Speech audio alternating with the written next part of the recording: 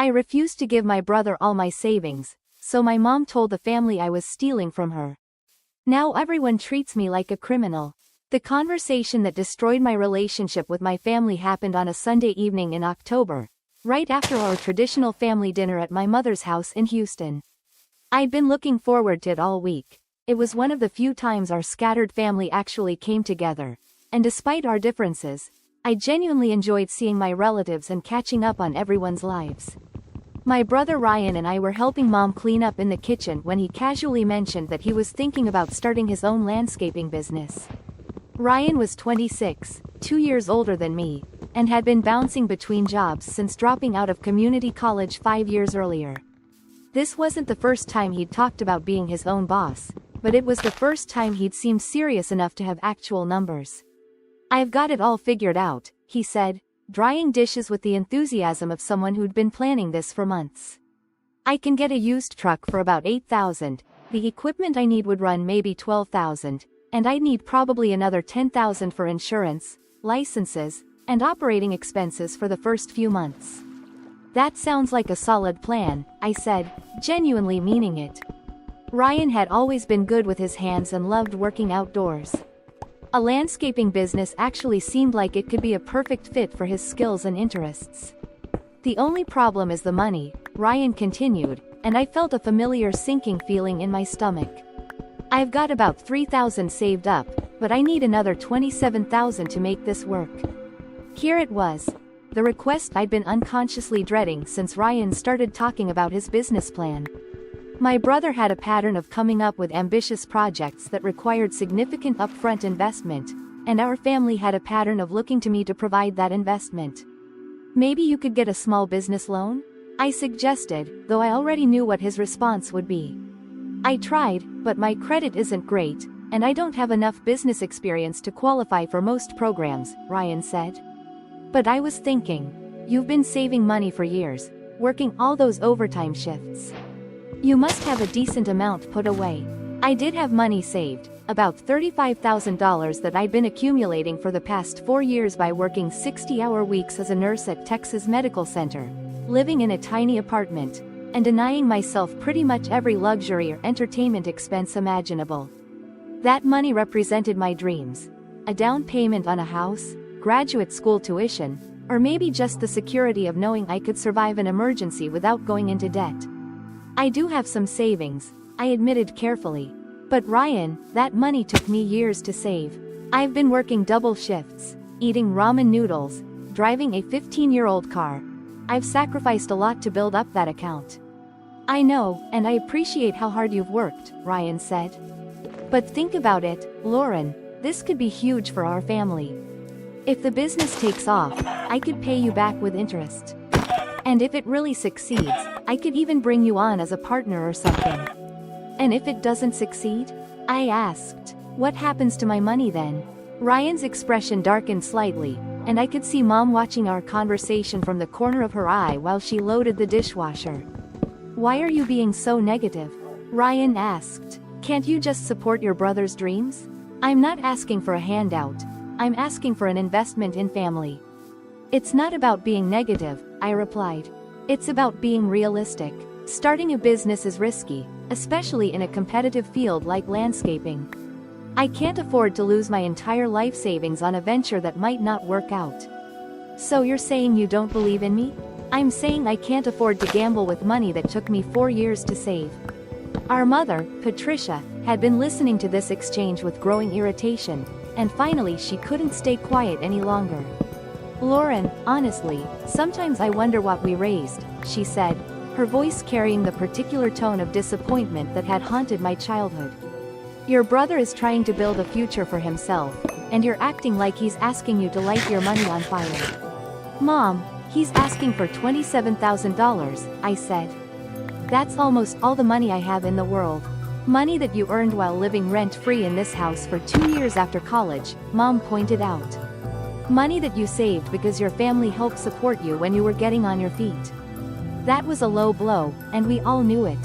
I had lived with Mom for 2 years after graduating from nursing school, but I'd paid rent, bought my own groceries, and contributed to household expenses.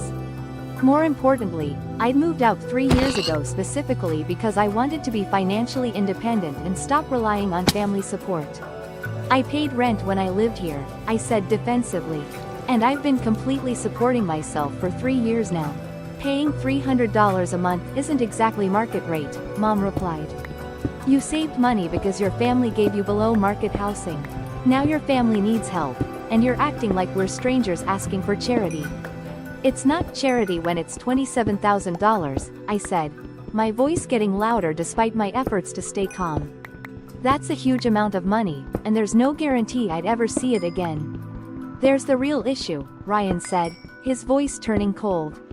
You don't trust me. You think I'm going to take your precious money and disappear. I think you're asking me to risk my entire financial future on a business plan you came up with a few weeks ago, I replied. That's not about trust, it's about common sense. The argument continued for another 20 minutes, with Mom and Ryan tag-teaming me about family loyalty, the importance of supporting each other's dreams, and my apparent selfishness in prioritizing my own financial security over my brother's entrepreneurial ambitions. By the end of it, I felt like the villain in my own family story, the cold-hearted sister who valued money more than relationships. Fine, I said finally, exhausted by the circular nature of the conversation. I'm not giving Ryan my life savings to start a business. I'm sorry if that makes me a terrible sister, but that's my decision. Then I guess we know where we stand, Mom said, her voice icy with disapproval. I guess we know what really matters to you. I left that evening feeling hurt and frustrated, but also convinced that I'd made the right decision. $27,000 was simply too much money to risk on a venture with no guaranteed return, regardless of family pressure. I'd worked too hard and sacrificed too much to accumulate those savings to hand them over based on guilt and emotional manipulation. What I didn't anticipate was the campaign of character assassination that would follow my refusal. The first sign that something was seriously wrong came 2 weeks later, when my cousin Jessica called me with concern in her voice. Lauren, I have to ask you something, and I hope you'll be honest with me, she said without preamble. Are you having some kind of financial problems or maybe struggling with something you're not telling us about? No, why would you think that? I asked, genuinely confused by the question. Well, Aunt Patricia mentioned that there have been some issues with money going missing from her purse and checking account, and she seemed to think you might know something about it. My blood went cold. She thinks I'm stealing from her? She didn't say that exactly, Jessica said carefully. But she seemed really worried about you, like maybe you were in some kind of trouble that would make you desperate for money. Jessica, I have never stolen a penny from my mother or anyone else, I said, my voice shaking with anger and disbelief.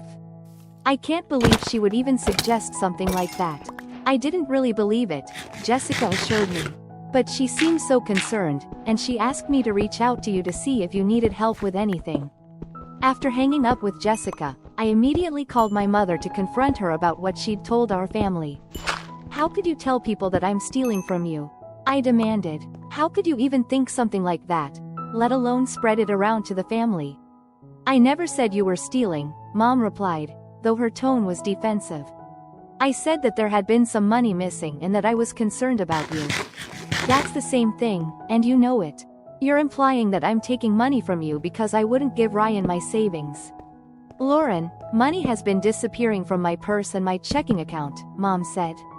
Small amounts, but consistently over the past few weeks. What am I supposed to think? You're supposed to think that maybe you misplaced it, or maybe there's another explanation, or maybe you should check with Ryan since he's the one who actually needs money right now. Ryan wouldn't steal from me, Mom said immediately. He's my son, and what am I? I asked, though I was starting to understand exactly what I was in my mother's eyes. You're my daughter who chose money over family, she replied. You're my daughter who has thousands of dollars in the bank but won't help her brother achieve his dreams. The conversation deteriorated from there, with Mom insisting that she'd never directly accused me of theft but acknowledging that she'd shared her concerns about missing money with several family members while also mentioning her disappointment in my refusal to help Ryan. The implication was clear, even if she hadn't stated it explicitly. Over the next few weeks, I began to notice changes in how my extended family treated me. Conversations became stilted and awkward. Invitations to family gatherings were extended with less enthusiasm, and I caught relatives exchanging meaningful glances when they thought I wasn't looking. The warm, inclusive family dynamic I'd grown up with was replaced by an atmosphere of suspicion and judgment. "I heard about the situation with your mom," my Uncle Frank said during a family birthday party, pulling me aside with the kind of serious expression people reserve for interventions. "If you're having money problems, you know you can talk to us, right? There's no shame in asking for help." "I'm not having money problems," I said, frustrated by having to defend myself against accusations that shouldn't exist. "I have a good job, I live within my means, and I've never taken anything that didn't belong to me." Okay, Uncle Frank said, raising his hands like he was trying to calm down an agitated animal. "I'm just saying, if things are tough, there are better ways to handle it than, well, you know." But I didn't know, because I hadn't done anything wrong. I was being treated like a criminal based on vague insinuations and circumstantial evidence that amounted to nothing more than my mother's hurt feelings about my financial boundaries.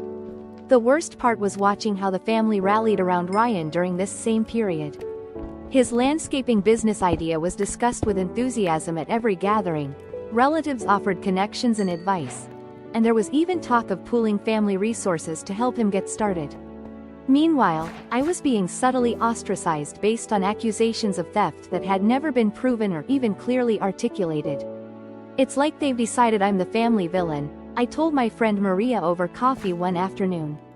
"All because I wouldn't hand over my life savings to fund Ryan's business idea." "Have you considered just giving him the money?" Maria asked. "I mean, if it would restore peace in your family and you trust him to pay you back." "It's not about the money anymore," I replied. "It's about the principle. They're trying to manipulate me into compliance by destroying my reputation within the family. If I give in now, they'll know they can use this tactic whenever they want something from me." But maintaining my principles was becoming increasingly costly. Family gatherings turned into endurance tests where I had to navigate conversations carefully to avoid triggering more accusations or suspicions. Relatives who had once treated me as a valued family member now seemed to see me as a problem to be managed or avoided. The breaking point came during Thanksgiving dinner, when the missing money issue was addressed directly for the first time since the campaign against me had begun. "I don't want to make this awkward," Mom announced to the assembled family, "but I need to tell you all that the money that's been disappearing from my accounts has stopped going missing." Interestingly, it stopped right around the time Lauren and I had our conversation about family financial support. The implication was unmistakable. She was suggesting that my supposed theft had stopped after being confronted about it. The fact that she was making this announcement in front of the entire family made it feel like a public trial where I was being convicted without evidence or the opportunity to defend myself. "Mom, are you seriously accusing me of stealing from you in front of everyone?" I asked, my voice loud enough to cut through the dinner conversation. "I'm not accusing anyone of anything," she replied with false innocence. "I'm just sharing information that I thought the family should know." "You're implying that I was stealing from you and stopped when you caught me," I said, standing up from the dinner table. "That's an accusation, whether you want to admit it or not." "If the shoe fits," Ryan said under his breath, but loud enough for everyone to hear. That comment was the final straw. I'd spent months defending myself against vague accusations and innuendo, watching my family relationships deteriorate because I'd refused to fund my brother's business venture. Now Ryan was openly suggesting that I was a thief, and no one at the table was coming to my defense. "You know what?" I said, addressing the entire table. "I'm done defending myself against accusations that have no basis in reality. I've never stolen anything from anyone in this family, and the fact that you're all willing to believe I have says more about you than it does about me." I grabbed my purse and headed for the door, but Mom's voice stopped me. "Lauren, if you walk out that door, you're proving that we're right about you," she called after me. "Innocent people don't run away from their families. Innocent people also don't stay where they're being falsely accused and publicly humiliated," I replied. "And families don't destroy their own members because they won't hand over their life savings on demand." I left Thanksgiving dinner and didn't speak to my mother or Ryan for 3 months. During that time, I heard through other family members that Ryan had managed to secure financing for his landscaping business through a combination of small business loans and contributions from relatives who'd been inspired by his entrepreneurial spirit. The business was apparently doing well, which only reinforced the family narrative that I'd been selfish and short-sighted in refusing to support him. Ryan's really making a success of the landscaping company, my cousin Jessica told me during one of our occasional phone calls. It makes everyone wonder what would have happened if you'd been willing to help him get started sooner. Ryan got the business started without my money, I pointed out. Which proves that he didn't actually need my life savings. He just wanted them because it would have been easier than finding other financing options. Maybe, Jessica said, though her tone suggested she wasn't entirely convinced. But it would have meant a lot to him to have his sister's support. The conversation illustrated perfectly how the family narrative had shifted. My refusal to give Ryan my savings had been reframed as a lack of support for his dreams, while his ability to start the business without my money was somehow seen as evidence that I should have given it to him in the first place. No matter what happened, I was cast as the villain who had chosen money over family. The reconciliation, when it finally came, was initiated by me and felt more like a surrender than a resolution. I reached out to Mom in February, not because I felt I'd been wrong but because I missed having a family and was tired of being ostracized over an accusation that had never been proven. "I'm glad you called," Mom said when I told her I wanted to repair our relationship. "I've been hoping you'd come to your senses and realize how much damage you've done to this family." "I haven't done any damage," I replied. "I refused to give Ryan my savings, and you responded by suggesting to the family that I was stealing from you. Those are the facts. I never accused you of anything," Mom insisted, though we both knew that was a semantic distinction without a meaningful difference. "I was concerned about missing money, and I was concerned about your priorities. So you decided to connect those concerns in conversations with the family, knowing that people would draw their own conclusions. People drew the conclusions that made sense based on the evidence," Mom said. "If you don't like those conclusions, maybe you should examine your own behavior." It was clear that Mom was never going to acknowledge what she'd done or apologize for the damage her accusations had caused. The choice was between having no family relationship at all or accepting a relationship where I was permanently cast as the selfish daughter who'd had to be brought back into line through social pressure.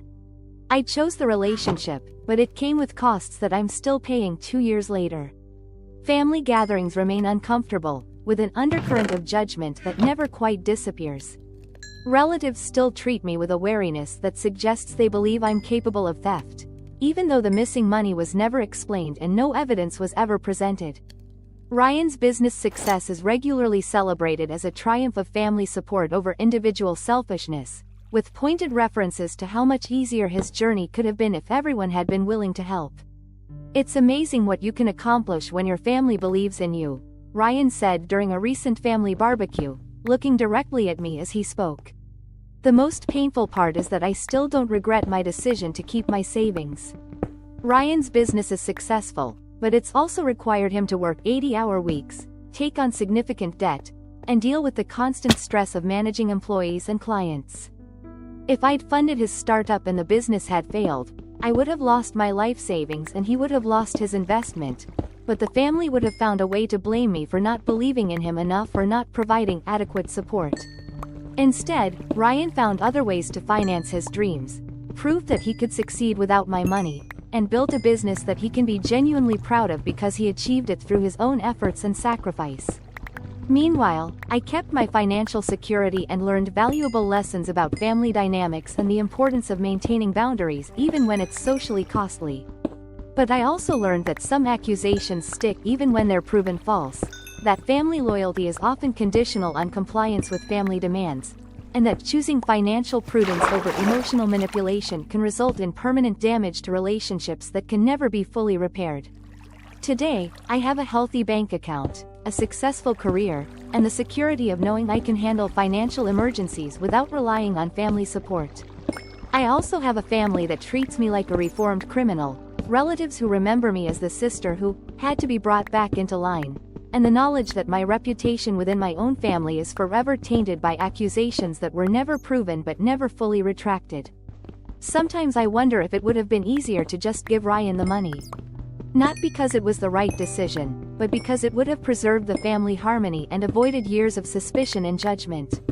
But then I remember that giving in to financial manipulation only encourages more financial manipulation, and that healthy relationships require respect for boundaries even when those boundaries are inconvenient. The savings that caused so much family drama have since been invested in a graduate degree that allowed me to advance in my nursing career and increase my earning potential. I used part of the money to buy a small house in a neighborhood I love, creating the financial stability I'd been working toward for years. The money has been put to exactly the purposes I'd intended when I started saving it, and I'm genuinely grateful that I had the courage to protect my financial future even when it cost me my family's approval. But late at night, when I'm alone in the house that my savings helped me buy, I sometimes think about the family dinners I'm no longer fully welcome at, the relationships that were damaged by accusations of theft, and the price I paid for refusing to sacrifice my financial security for someone else's dreams. The truth is that I was never stealing from my family, I was just refusing to give them everything they wanted from me. But in some families, that refusal is treated as theft anyway, and the consequences can last long after the original conflict has been resolved. Some boundaries are worth defending, even when defending them costs you the relationships you were trying to protect in the first place.